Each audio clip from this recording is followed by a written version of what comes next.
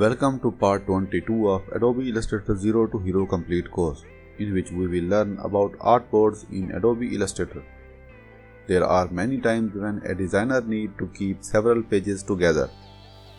For example, if you were to do an brand identity package, you could use one artboard for the business card, another for letterhead, and yet another for the envelope design. All your related design in one file.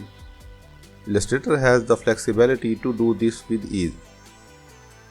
Pages in Illustrator are called artboards.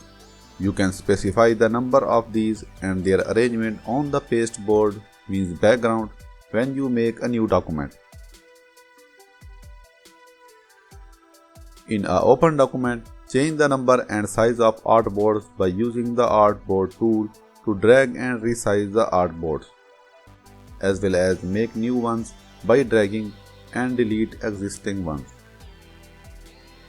For a more precise way of sizing artboards, change the values in the Properties panel while the Artboard tool is selected. When you are done managing artboards, just choose another tool. You can also choose the Artboard tool from the Properties panel by going to Edit Artboards when nothing on the page is selected. You can delete artboards with the Delete key or by clicking the Edit Artboards button. Another use for artboard is to make several to have competing design ideas. In this way, you can play with changes without disturbing what you have done so far.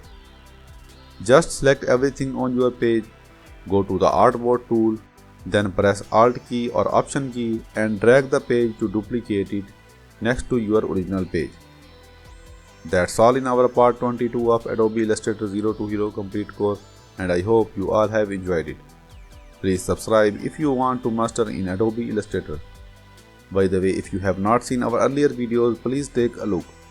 This course is especially designed for those who are brand new to Adobe Illustrator. It covers everything in full detail. Link is given in the description and first comment. That's all for today.